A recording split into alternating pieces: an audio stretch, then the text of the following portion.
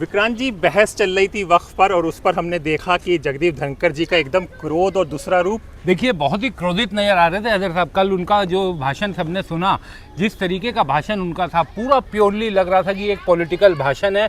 BJP के कार्यकर्ता, BJP के नेता अगर कोई इस तरीके से बोलता तो समझ में आता, लेकिन संवैधानिक पद पर बैठे हुए, उपराष्ट्रपति का पद देश में एक संवैधानिक पद है, और उस पद पर बैठे हुआ व्यक्ति जिस तरीके से कल उनका गुस्सा सुप्रीम कोर्ट को लेकर नजर आया है, तो केवल एक बात अगर ये कहा जाए कि सिर्फ ये कहना भर बाकी रह गया कि अब देश को सुप्रीम कोर्ट की ज़रूरत ही नहीं है, सिर्फ ये कहना भर रह गया था। बाकी उन्होंने तमाम चीज़ें कही, और सुप्रीम जो गुस्सा उनका मुख्य रूप से दिखाई दे रहा था वो था कि राष्ट्रपति को क्यों कोर्ट ने कह दिया है कि आप टाइम बाउंड तरीके से अपने जो बिल उनके पास आएंगे उनको टाइम बाउंड तरीके से आपको उस पर फैसला लेना होगा। ये समझना पड़ेगा कि देश में कानून और संविधान, इससे ऊपर कुछ नहीं है। पार्लियामेंट सुप्रीम होता है, लेकिन पार्लियामेंट भी जनता से पार्लियामेंट बनता है।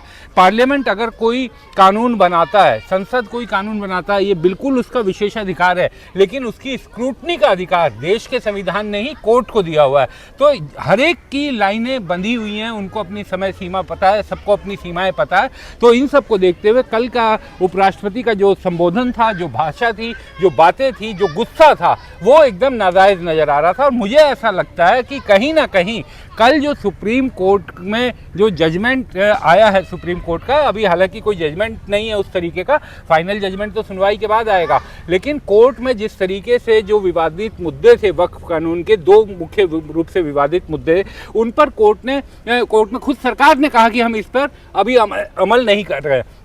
तो मुझे लगता है कि गुस्सा उसको लेकर भी कहीं ना कहीं था, लेकिन बाकी चीज़ों की तरफ कहा गया।